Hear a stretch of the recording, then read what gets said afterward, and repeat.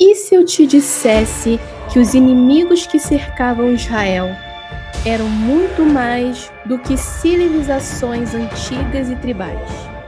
Que as alegações que muitos mensageiros da nova era espalham sobre o Deus do Antigo Testamento ser mau e genocida são, na verdade, distorções cuidadosamente arquitetadas para jogar uma cortina de fumaça sobre uma realidade espiritual oculta que colocava a existência do povo hebreu em risco. Mas não só deles, também de toda a humanidade. E até hoje, um esforço sobre-humano é feito para ocultar linhagens antigas, sobrenaturais e a presença de seres não humanos entre os humanos. Mas principalmente a presença dos seus filhos, que são frutos de engenharia genética avançada, misturada à magia sexual antiga. Entre rituais de fertilidade antigos e as abduções do mundo moderno, existe um rastro, um eco do passado que ressoa nos dias de hoje. Aqui o livro de Daniel diz que eles tentariam se misturar com semente humana. Os códigos estão aí para quem for desperto pelo Ruach Kadosh, o Espírito do Criador, e conseguir ver aquilo que as verdadeiras linhagens que criaram a Matrix não quer que você saiba. Pois se o mundo descobrir a presença deles moldando as gerações, as narrativas contra as escrituras, contra os profetas, contra Deus, cairão por terra. Já faz tempo que filmes e séries e a própria indústria do entretenimento vem invertendo papéis. Seres hediondos e cruéis aparecem como vítimas incompreendidas da sociedade. E heróis que lutam por justiça e fé são retratados como tiranos. Mas e se a verdade bíblica for mais sombria do que muita ficção? E se por trás de nomes estranhos como Zanzumins, Emins, Refaíns, Anak, Jebus e outros se escondessem seres que desafiam até mesmo a lógica moderna? No nosso último vídeo sobre o código oculto na Bíblia, você viu que Moisés enfrentou o gigante Og de Bazã, dono de uma cama de quase 4 metros, e que Josué e Caleb relataram cidades fortificadas, habitadas por seres que os faziam se sentir como gafanhotos. Hoje você vai conhecer melhor esses povos, decifrar o verdadeiro significado do nome Jebus, entender a dimensão espiritual por trás desses conflitos. Prepare-se, o que parecia uma história de guerra entre povos antigos talvez se revele como um verdadeiro conto de fadas sombrio, daqueles que você nunca imaginou estarem nas escrituras.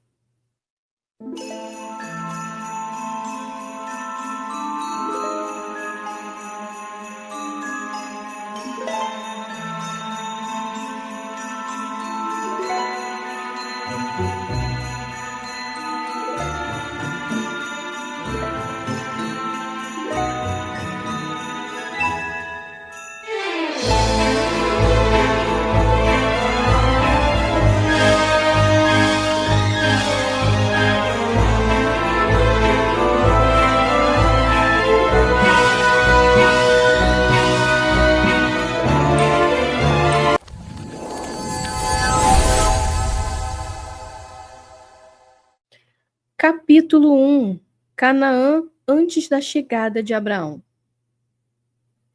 Segundo os registros bíblicos, Abraão e Ló chegaram naquelas terras e a povoaram até chegar a Jacó, onde os seus filhos, então, José, onde o filho de Jacó, José, é vendido e vai para o Egito. Um período de fome acontece e José é vendido para o Egito e leva toda a sua família para viver lá. Após a morte de José, eles se tornam escravos.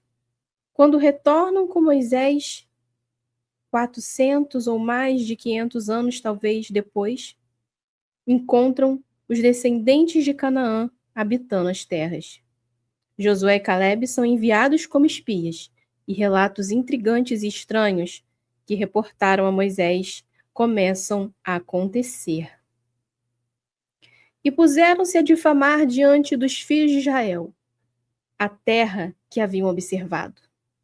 A terra para a qual fomos, em missão de reconhecimento, é terra que devora seus habitantes. Todos aqueles que vimos lá são homens de grande estatura. Lá também vimos os gigantes, os descendentes de Anak, diante de quem parecíamos, a nós e a eles, gafanhotos. Números 13, 32 e 33. Estudando e analisando biblicamente os fatos e indagando ao Eterno sobre essas questões tão usadas para difamá-lo, uma pergunta me ocorreu. Abraão foi o primeiro a pisar naquelas terras, junto com seu sobrinho Ló. E pelo que consta nos relatos bíblicos, ele viveu pacificamente com os cananeus e nada relatou sobre gigantes. E os cananeus já habitavam aquela terra. Uma observação muito interessante de se fazer. Gênesis 10:15 menciona que os descendentes de Canaã, neto de Noé, foram os primeiros habitantes dessa terra. Canaã teve vários filhos que deram origem a povos cananeus, incluindo jebuseus, habitantes de Jerusalém, amorreus, montanheses de Canaã, heteus, também conhecido como hititas, girgazitas, heveus, sidônios, chamados fenícios, arqueus, sineus, arvadeus, zemareus e amateus, e os vários eus que você possa imaginar. Gênesis 12:6 confirma que ao chegar na terra de Canaã, Abraão, ainda chamado Abrão, encontrou os cananeus já estabelecidos na terra. Abraão atravessou a terra de Siquém e até o carvalho de Moré. Nesse tempo, os cananeus habitavam essa terra. Gênesis 12:6. Isso mostra que os descendentes de Canaã já estavam lá antes de Abraão, que Abraão conviveu como um estrangeiro pacificamente com eles e até então nenhum relato alarmante de gigantes foi encontrado. Ele negociava com habitantes locais, comprava terras e interagia pacificamente com os reis da região. Comprava terras e interagia, e até mesmo quando Sara morreu, Abraão comprou a caverna de Macpela, dos heteus, também chamado hititas, para enterrá-la, pagando um preço justo por ela. Gênesis 23. E quando houve um conflito na região, Abraão liderou uma expedição militar para resgatar Ló. Mas não foi uma guerra contra os cananeus, e sim contra reis estrangeiros, invasores, reis estrangeiros invasores. Gênesis 14. E aí a coisa vai mudando de figura. Na minha indagação e pesquisando a fundo os registros bíblicos, rastreando estes povos e conectando aos acontecimentos, algo surgiu em minha mente. Estes povos, como que aconteceu tudo isso? Abraão, na terra de Canaã, viveu pacificamente, não tinha ali nenhum relato de gigante, nem de guerras terríveis. Algo surgiu em minha mente como uma mensagem telepática. Quando Abraão entrou nas terras de Canaã, as coisas eram diferentes. Pergunte-se o porquê de ter mudado em mais de 430 anos após Jacó, José, a escravidão no Egito e a volta do povo hebreu para a terra prometida. Em mais de 430 anos, muita coisa pode ter acontecido. Capítulo 2. O mistério do crescimento dos gigantes na terra de Canaã. Quando Abraão chegou à terra de Canaã, ele não relatou a presença de gigantes. No entanto, séculos depois, os espiões de Josué descreveram povos enormes e se compararam a gafanhotos diante deles. Números 13 e 33. Isso levanta uma questão. Se os descendentes de Canaã já estavam na terra quando Abraão chegou e não eram gigantes, o que aconteceu durante quase até mais de 400 anos, 430 anos além, porque teve Jacó, teve José, depois o período do Egito, teve o período de Isaac. Vamos contar aí que mais de 430 anos para que os gigantes reaparecessem. A Bíblia afirma que os filhos de Anak, Anakim, estavam na terra. O Targum de Jerusalém menciona que os gigantes eram descendentes de seres antediluvianos. As uvas gigantes mencionadas em Números 13 e 23, que precisava de 4 homens para carregar um cacho de uva, sugerem alterações no ambiente e na genética local. Aí a coisa vai ficando interessante. Isso nos leva a considerar se houver alguma interferência, se houve, na verdade, alguma interferência externa para que esses seres surgissem novamente. Se conectarmos essa narrativa com o que discutimos anteriormente sobre os Néfilins e a corrupção genética da humanidade, antes do dilúvio, uma possibilidade começa a surgir. Será que os rituais de fertilidade dos povos cananeus estavam recriando os híbridos do passado? Como mencionamos antes, os cananeus tinham práticas de fertilidade extremamente estranhas, envolvendo sacrifícios e rituais com sacerdotisas dedicadas aos deuses, como Baal e Astarote. Se os hebreus estavam enfrentando não apenas uma cultura hostil, mas um esforço deliberado para restaurar uma linhagem proibida, então o retorno dos gigantes pode ter sido resultado de uma tentativa de trazer de volta os seres do período antediluviano. Será que existe um rastro, alguma prova, alguma coisa que mostre isso para nós? A reprodução seletiva e os rituais podem ter sido uma forma de reintroduzir o DNA nefilim. O próprio Targum de Jerusalém menciona essa linhagem como conectada a seres antigos, surgindo uma linhagem depravada e sugerindo que alguém ou algo estava tentando ressuscitar a era dos gigantes. Isso se encaixa no que falamos no vídeo anterior, o código oculto da Bíblia. E se você não viu esse meu vídeo, eu vou deixar ele linkado aqui nos cards ou nos comentários fixados e nas telas finais desse vídeo aqui. No final desse vídeo, você clica lá e assiste o código oculto da Bíblia, até mesmo se você não viu antes de vir esse aqui. No código oculto da Bíblia, nós vimos sobre o ciclo que se repete. A mesma guerra espiritual e genética que aconteceu antes do dilúvio estava acontecendo de novo. Se aceitarmos que os Néfilins eram resultado de alguma intervenção externa, anjo caído ou ser interdimensional extraterrestre, então a abdução e manipulação genética que ouvimos hoje pode ser um eco do que aconteceu em Canaã. Repetindo, se nós aceitarmos o fato de que houve uma intervenção externa, seja de anjo caído ou de uma intervenção interdimensional extraterrestre, então as abduções e a manipulação genética que ouvimos falar nos dias de hoje pode ser um eco do que aconteceu em Canaã. Antes do dilúvio, os vigilantes ensinaram os humanos e criaram os Néfilins. Na Canaã, pós-êxodo, gigantes reaparecem, associados a linhagens antigas e aos rituais de fertilidade.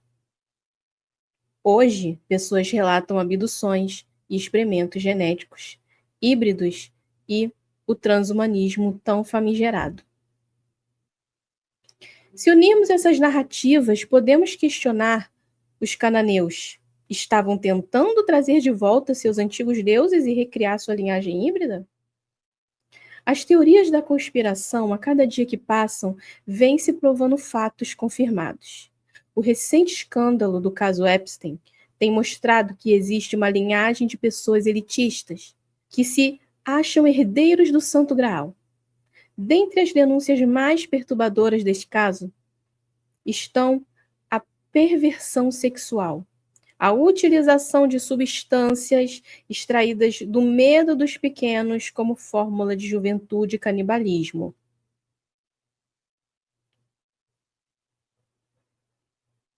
Dentro dos arquivos Epstein, existem algumas fotos estranhas de seres que aparecem por trás. Enquanto ele fazia vídeos ou fotos, apareciam alguns seres estranhos. Tem algumas fotos que foram divulgadas que existem umas sombras, uns seres estranhos por trás das portas, e algo bem sinistro tem sido compartilhado nas redes. A famosa ilha onde aconteciam os casos ficava na região do Caribe, e não por coincidência é bem próxima ao Triângulo das Bermudas, que quem assiste esse canal aqui já sabe sobre a ligação deles com os Almarães, os filhos de Lúcifer, que têm bases no fundo dos mares.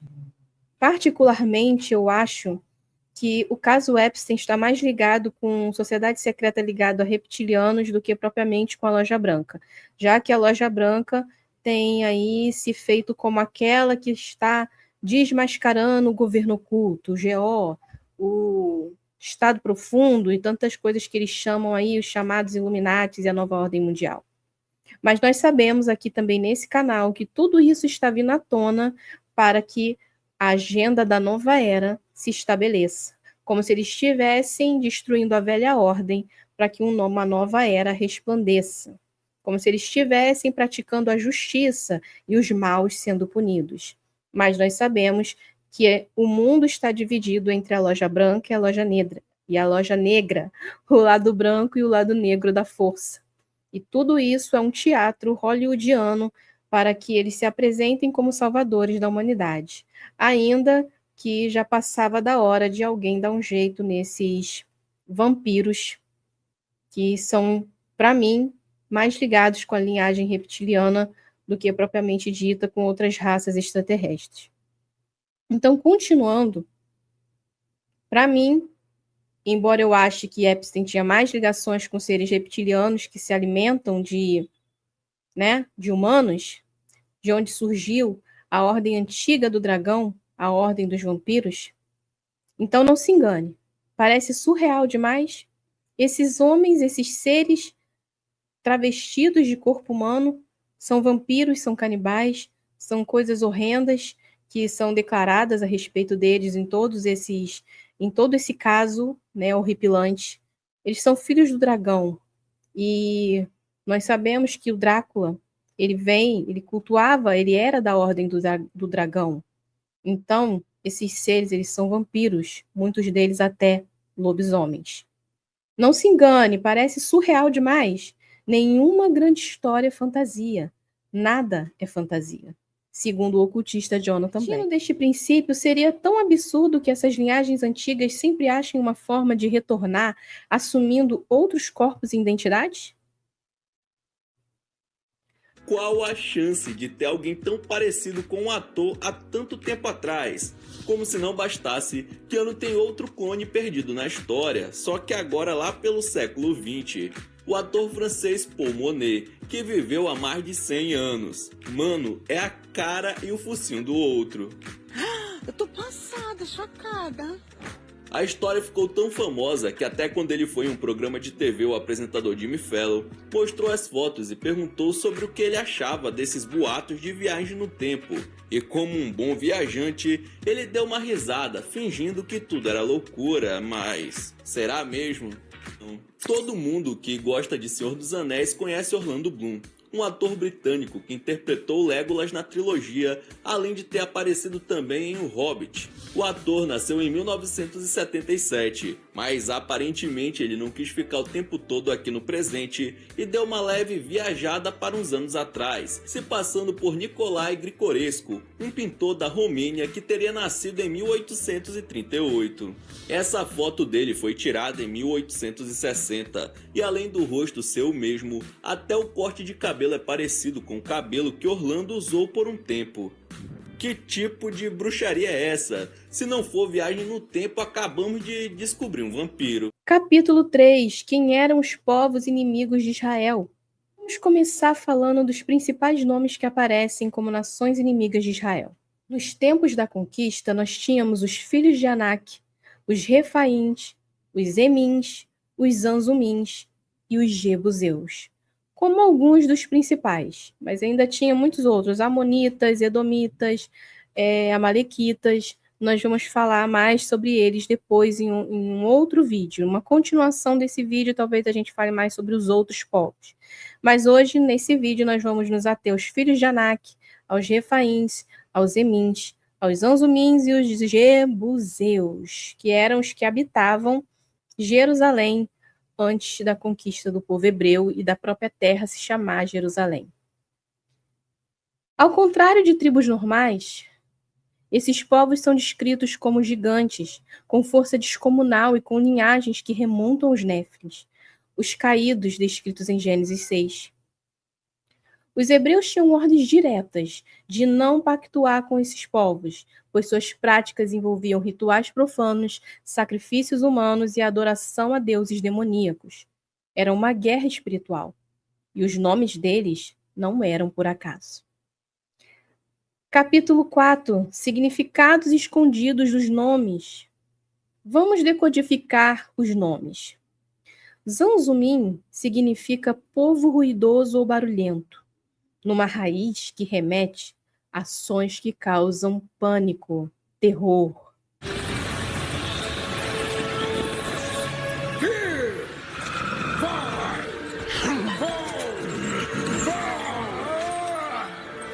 Dados em frente! Para baixo!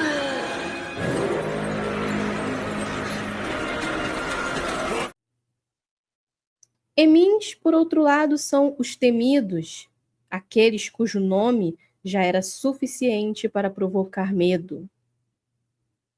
Refaíns trazem o sentido de sombras ou mortos-vivos, conectando-se a entidades espirituais ou seres híbridos. Interessante isso, né? Olha, como se fossem remanescentes de linhagens malignas.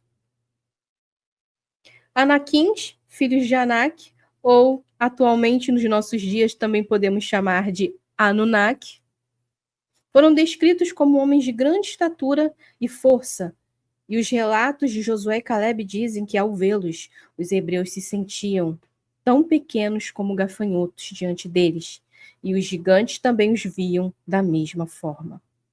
E então vem Jebus, do radical Ievus, nome original da cidade que mais tarde se tornaria Jerusalém ou Yerushalayim. Jebus pode ser associado, e agora preste atenção nisso, a palavras como pisar, esmagar, submeter com força, algo como uma presença opressora e destrutiva, cujo som carrega consigo uma ameaça espiritual.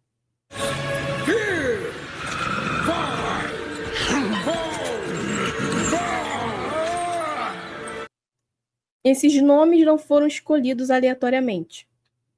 Eles são códigos. Sabe os filmes de gigantes? Estes sons lembram muito aqueles supostos filmes de ficção, né? Suposta ficção. Mostra sobre esses gigantes que quando eles pisavam no chão, aí fazia aqueles barulhos assim, né? De pá, pá. Opa, que até caiu a minha câmera aqui. Voltando. Quem sabe faz ao vivo e acontece, né? Mas parecia que quando eles entravam no ambiente, era aquele som que balançava, que tremia a terra e causava pânico e terror. Bem como nos filmes nos mostram, aquelas pisadas de gigante quando eles estão chegando, que treme tudo. Bom, bom, bom. E até mesmo a citação do significado do nome Jebus, como pisar, esmagar, aniquilar. Parece as frases que os filmes de gigante mostram quando eles estão se aproximando, como se fossem aqueles seres brutamontes, né? Aqueles ogros, né? E nós vamos ter muitas revelações ainda sobre a lenda dos ogros, dos trolls. Aguarde o próximo vídeo. Quando aqueles ogros enormes chegavam e destruir, aniquilar, pisar, esmagar. E lembra muito essas coisas que a gente vê nos filmes de ficção sobre gigantes, né? Sobre seres, sobre essas coisas, sobre os ogros, os trolls da fantasia e tal, né? Sobre todas essas lendas europeias. Será que as lendas europeias de ogros e trolls têm alguma ligação com os gigantes antigos da Bíblia? Vamos continuar o assunto. No final desse vídeo, eu vou te dar um spoiler do que vai vir nos próximos vídeos. Capítulo 5. A memória espiritual dos nomes. Na tradição hebraica, nomes carregam identidade, destino e natureza espiritual.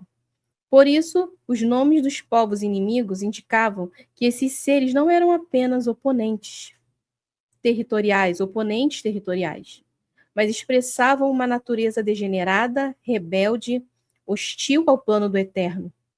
Suas culturas estavam mergulhadas em rituais de sangue, feitiçaria, práticas sexuais desviantes e adoração a entidades que prometiam poder em troca de destruição. Algo diferente dos dias de hoje?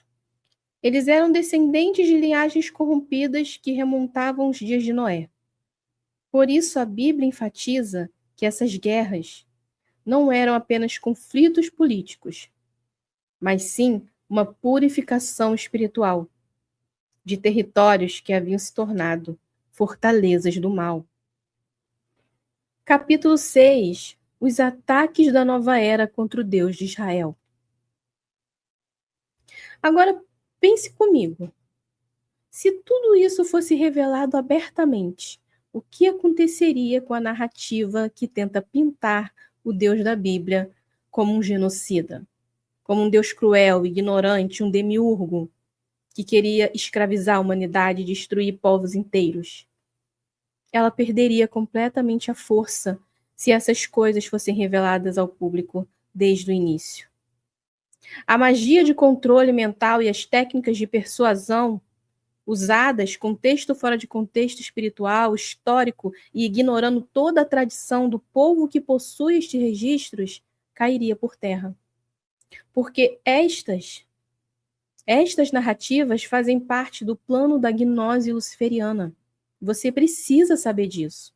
Toda essa narrativa que tem se construído ao redor das histórias bíblicas, eles estão agora destruindo cada profeta, cada personagem bíblico agora é um agente militar do demiurgo, é um agente de escravização, de sistema totalitário.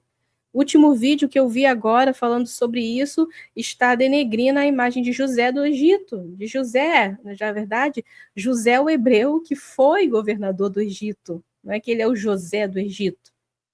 Agora, agora a teoria do momento é denegrir a imagem e a reputação de José. José foi o primeiro líder que institucionou aí o regime totalitário de contenção de alimento e tal, com aquela história dos 7 anos de fome, 7 anos de fartura. Vocês conseguem acreditar que a gnose luciferiana ela está pegando cada história, cada profeta e distorcendo e invertendo os fatos? Jogando colocando o bem como mal e o mal como bem? Esse é o grande plano. Esse é a grande operação do erro. Esse é o engano sedutor que está tomando muitas mentes e corações. Mas a minha missão é justamente ter essa voz de contraditória, essa voz contraditória, esse debate ao contrário, essa voz que vem desmentir toda essas narrativas que fazem parte do plano da gnose luciferiana. De que o homem é Deus e por isso não precisa de um Deus externo. Isso faz parte das iniciações ocultas e círculos de sociedades secretas. E agora a humanidade está sendo iniciada para que a rebeldia contra Deus chegue a todos os homens desse tempo.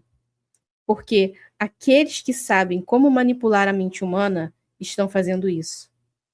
A teologia da nova era se esforça para desconstruir a Bíblia, os profetas e o Criador.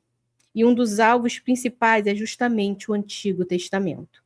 Porque é no Antigo Testamento que essas linhagens ocultas mais são mostradas. E eles tentaram de tudo para que essa linhagem oculta não fosse revelada. E até os dias de hoje, esse contato Néfilim, Alien, demônio, anjo caído, tem sido ocultado da humanidade.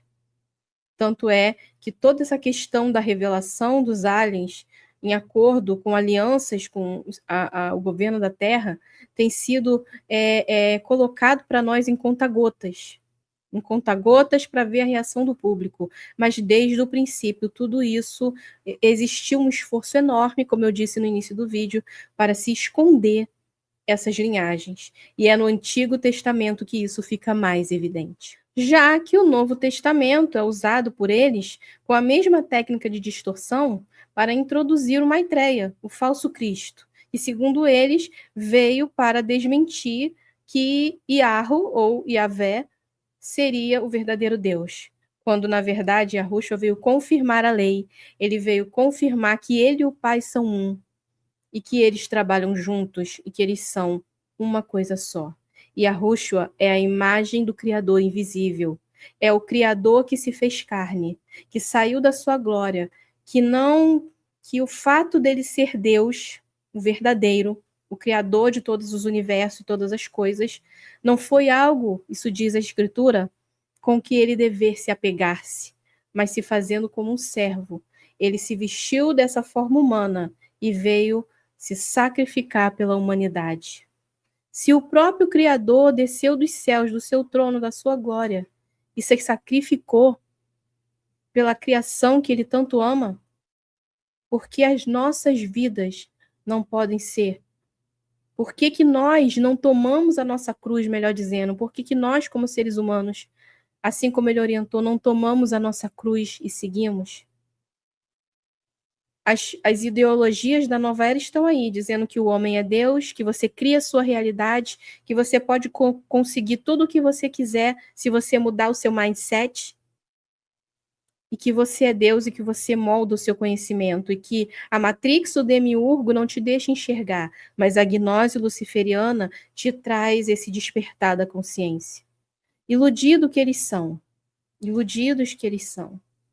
Na verdade, tudo nesse mundo é a Matrix. Eles te falam que a Matrix é a ilusão que o demiurgo criou, mas te ensinam com as técnicas de mindset, de lei da atração e de autoconhecimento e de usar a sua sombra ao seu favor, de usar a sua sombra a seu favor, a carne, o astral negativo ao seu favor, para conquistar justamente aquilo que é uma ilusão, que é a Matrix, que eles criaram. Aquilo que te gera os desejos, os sonhos de conquista, os sonhos de realizar o meu carro próprio, a minha casa própria, o meu sonho de me formar, de ser bem-sucedido, de conquistar finanças e ser uma pessoa próspera. Tudo isso é a Matrix. Mas foi o demiurgo que criou, e eles criticam o demiurgo que criou a Matrix, mas eles te ensinam a conquistar tudo o que vocês quiserem na Matrix. Mas o verdadeiro Criador, o verdadeiro Deus, ensina que para ganhar você tem que perder, e para viver você tem que morrer. E esse é um duro discurso para essas pessoas, mas para aqueles que ouvem a voz do bom pastor, é vida e vida em abundância. Eles tentam inverter os papéis, transformar os gigantes em seres incompreendidos, os cananeus em vítimas de guerras tribais e os hebreus em opressores religiosos. E tudo isso enquanto escondem a verdade sobre a origem desses povos e suas práticas ocultistas detestáveis, porque eles mesmos são parte dessas práticas, são parte dessa origem, dessa linhagem, deste sangue real caído. Capítulo 7. Paralelos com a cultura moderna. Olhem para os filmes, livros e jogos de hoje. Quantos deles glorificam o estranho, o sombrio, o antinatural? Seres híbridos, transhumanismo, pactos com forças desconhecidas, lobisomens do bem, bruxos do bem, magos brancos, né? Magos da magia branca, magos do bem, feiticeiros do bem. E todas essas coisas. Tudo isso foi normalizado nas narrativas modernas, assim como nos tempos antigos, onde os jebuseus e seus aliados dominavam territórios, com práticas ocultas. E hoje há uma cultura espiritual e cultural em curso. Filmes como Meu Malvado Favorito, como Treinar o Seu Dragão e até Troll da Montanha 1 e 2 estão doutrinando as pessoas que o mal não foi totalmente compreendido, que eles foram injustiçados, e pintam os guerreiros hebreus e cristãos da era medieval, onde acontecia muita coisa sinistra. Vai ser um outro tópico de vídeo que eu vou trazer para vocês também sobre as situações surreais que aconteciam na era medieval, a era das trevas, a era que os demônios se materializavam, onde havia relatos de vampiros, lobisomens, né, que supostamente a igreja combatia esses seres sobrenaturais, mas existe uma questão aí que envolve loja branca e loja negra nessas guerras na era medieval. mas muitos desses heróis que combatiam gigantes, feras e seres terríveis, demônios materializados, eram vistos como tiranos, como pessoas que não compreendiam esses seres e tal, que eles não eram totalmente maus, e essa é a cultura que vem sendo, essa bandeira vem sendo levantada há muito tempo, desde o entretenimento da nossa infância até o entretenimento da vida adulta, com os heróis e os híbridos e os super-humanos. Todos eles foram incompreendidos e foram injustiçados. Essa é a premissa. E pintam os guerreiros hebreus e cristãos da era medieval como os verdadeiros vilões. Os nomes mudaram, os rostos mudaram, mas o espírito que os anima permaneceram os mesmos. Conclusão, pessoal. Agora que você conhece os significados ocultos por trás dos nomes dos inimigos de Israel no Antigo Testamento, você consegue entender por que as ordens de guerra e de eliminar esses povos não eram tão arbitrárias. Elas eram cirurgias espirituais em territórios contaminados. Mas o que aconteceu com essas linhagens? Elas sumiram, se esconderam, mudaram de nome, de cultura e continuaram com seus planos até os dias de hoje? Os arquivos Epstein e os seus crimes dos dias de hoje nos dão uma pista. De que assim como as serpentes e os crustáceos... Palavra difícil de falar. Que assim como as serpentes e os crustáceos, eles só trocam de pele e de identidade. Para encerrar, eu vou citar para vocês uma passagem que me tocou muito quando eu encerrei esse estudo.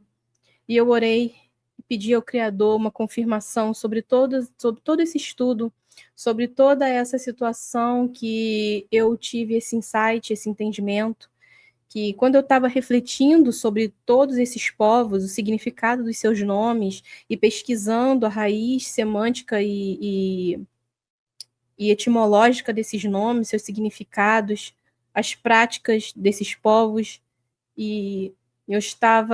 enquanto eu pesquiso, eu vou perguntando, vou falando na minha mente com o Criador, e eu sempre recebo esses insights na minha mente, principalmente com a relação de Abraão, como eu relatei no início do vídeo, que quando Abraão chegou naquela terra não houve relato de gigantes, que ele viveu pacificamente.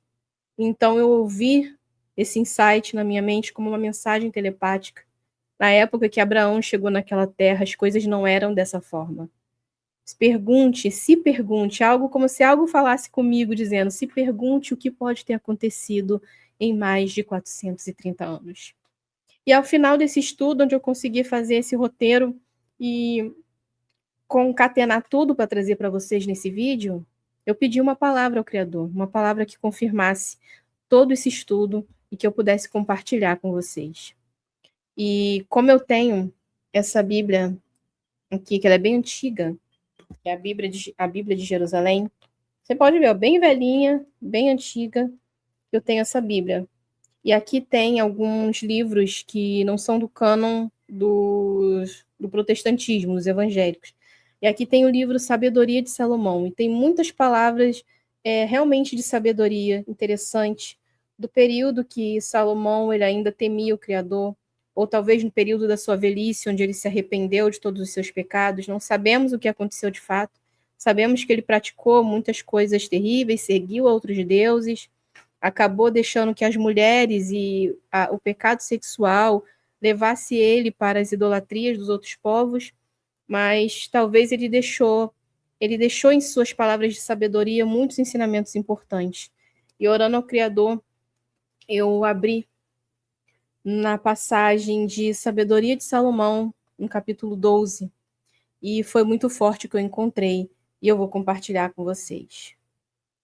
Então, é o seguinte, Sabedoria de Salomão, no seu capítulo 12, vou compartilhar com vocês agora a palavra que me veio quando eu terminei de concatenar esse estudo. Todos levam teu espírito incorruptível. Por isso, pouco a pouco, corriges os que caem e os admoestas, lembrando-lhes as faltas, para que se afastem do mal e creiam em ti, Senhor. Aos antigos habitantes de tua terra santa, tu os aborreceste por causa de suas práticas detestáveis. Ritos execráveis, atos de magia. Foi revelador isso aqui, gente. Ritos execráveis e atos de magia. Esses cruéis infanticídios. Banquetes canibalescos de... Não sei se eu posso falar os nomes aqui, mas está bem, assim, na real. Banquetes canibalescos de...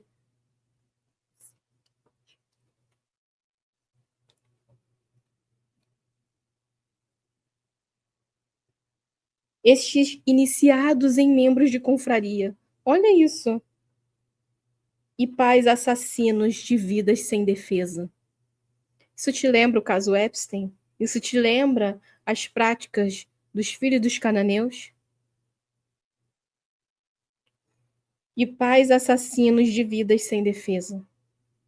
Decidiste eliminá-los pelas mãos de nossos ancestrais, para que a tua terra predileta recebesse uma digna colônia de filhos de Deus.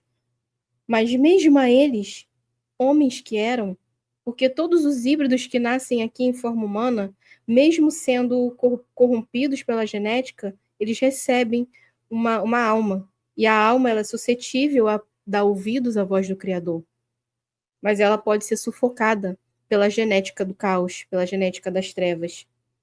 Então, por isso, o Salomão falou aqui, ainda que homens que eles eram, tu os trataste com indulgência, mandando-lhes vespas como precursoras do teu exército, para os exterminar pouco a pouco. Bem que podias ter entregue os ímpios às mãos dos justos numa batalha, e os teus aniquilado de uma só vez, com animais ferozes ou com palavras ou palavras inexoráveis de maldição, mas exercendo teus julgamentos, pouco a pouco lhes davas ocasião de conversão. Ou seja, muita gente pergunta, nossa, por que essa raça ela continua e tal? Mas o Criador não destruía eles totalmente. Tanto é que eles reapareceram no tempo de Canaã, alguns ainda tinham vivos na época de Davi, e ainda tem alguns remanescentes aí. Veja a história do gigante de Kandahar, em 2005, encontrado pelo exército das bases americanas. Isso porque o Criador, ele estava dando ocasião para que eles se convertessem, muito embora não ignorasse que eram de má origem. Cara, foi muito forte isso aqui. Eu fiquei totalmente perplexa e maravilhada com Yahweh, que é maravilhoso. De malícia congênita, e que a sua mentalidade não mudaria jamais. Mesmo o Criador já sabendo disso, não ignorando que eles eram de má origem e que a mentalidade deles não mudaria jamais. Eram desde a origem uma raça maldita. Se lhes... Como que diz aqui? Só um instantinho. Se lhes anistiastes as faltas de anistia, né? Não foi porque tiveras medo de alguém. Pois quem pode dizer-te que fizeste ou quem se oporia à tua sentença? Quem te denunciaria por teres feito parecer nações que tu criaste? Porque por teres feito perecer, né, na verdade, nações? Ou quem pleitearia contra ti como vingador de homens injustos? Quem? Seria a gnose da nova era? Que seria a gnose luciferiana? Que iria se opor, como eles têm feito? Que iria denunciar os feitos do Criador por destruir uma raça maldita? É basicamente isso que está dizendo o texto. Ou quem pleitearia contra ti como vingador de homens injustos? Pois não há fora de ti Deus, ou não há Deus além de ti. Aleluia. Que cuide de todos, para que devesses mostrar que teus julgamentos não são injustos. Ou seja, para quem que ele vai justificar que as obras dele são injustas? Né? Eles acusam tanto o Criador por ter destruído a humanidade no dilúvio, mas, na verdade, ele salvou a humanidade naquele dilúvio. A humanidade verdadeira foi salva. A destruição dos filhos dos cananeus, da raça maldita que não se arrepende jamais, foi uma salvação para a raça humana. E assim como Sodoma e Gomorra, todos os povos que eles defendem e que eles acusam o Criador de ser vingador de homens injustos. Pois não há fora de ti, Deus que cuide de todos, para que devesses mostrar que teus julgamentos não são injustos. Não há rei nem soberano que possa desafiar-te por tê-los castigado. Justo governas o universo com justiça. Ele governa o universo, não é só aqui não. Os universos, né? São vários. E estimas incompatível com teu poder condenar a quem não merece castigo. Ou seja, ele jamais vai condenar alguém que não merece castigo. Então, aqueles povos não eram simples povos, não eram simples crianças, não eram simples mulheres, porque é incompatível com ele condenar aqueles que não merecem castigo, é incompatível com ele condenar os que não merecem castigo. Pois a tua força é o princípio da justiça, e por seres o Senhor de todos, a todos perdoa. Demonstras tua força a quem não crê na perfeição do teu poder. Então, quando as pessoas não creem na perfeição de Arro, ele demonstra o seu poder para dizer que ele domina sobre o reino dos homens.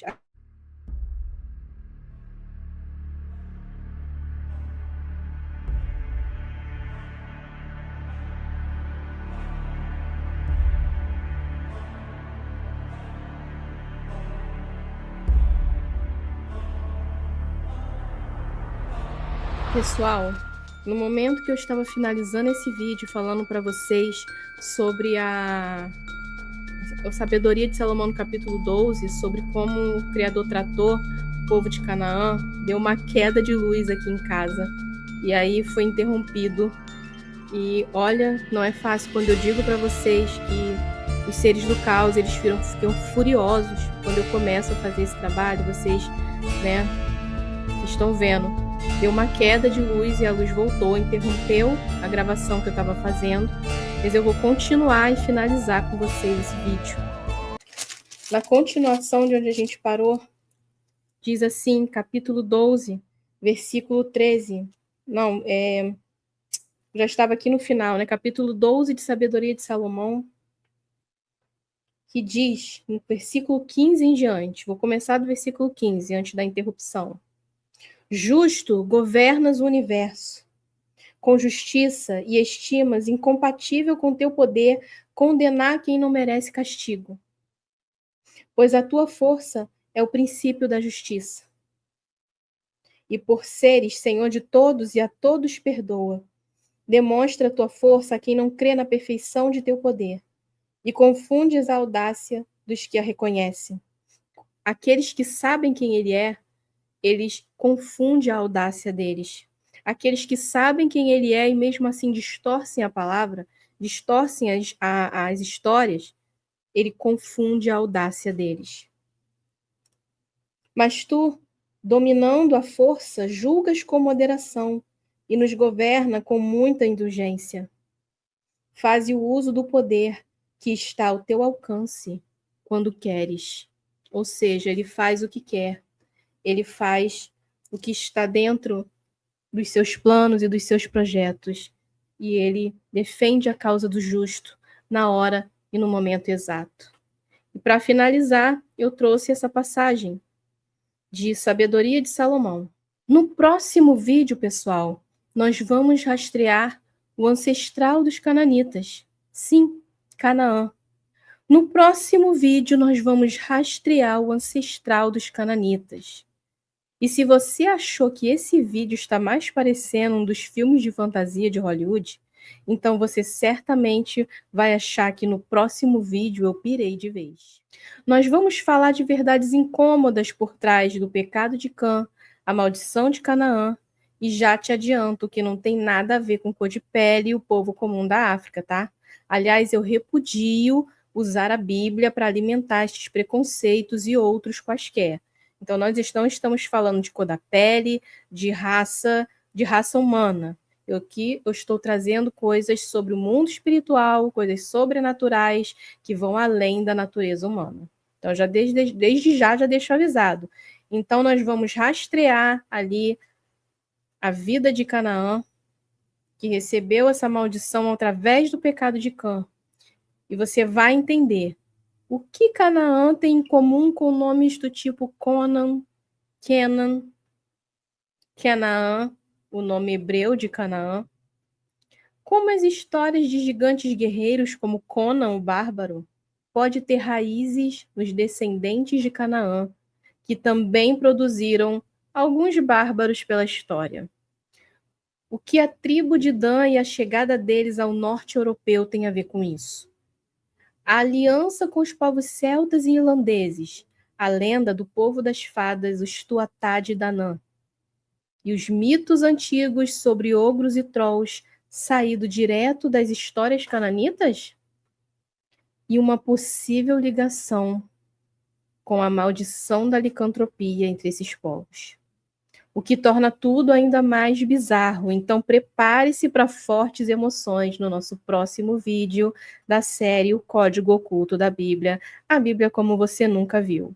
Se você gostou desse vídeo, deixe seu like. Se é novo por aqui, se inscreve no canal, que eu tenho uma playlist fantástica com muita informação para você acompanhar sobre Néfilins, aliens, anjos caídos, apocalipse, zumbis e toda essa conspiração que envolve o nosso mundo. Porque a tentação virá sobre o que habita sobre toda a terra. E para você acompanhar minha playlist para se preparar contra essa tentação que há de vir tentar todo ser humano da terra. E o plano já está em curso. Então, muito obrigado por ter me acompanhado até aqui. Deixe seu comentário aí, o que você achou, o que você acha, tem ligação, você achou que todo esse vídeo, toda essa história que eu te contei aqui, todas essas provas, esses sinais, esses rastros do oculto, tem ligação?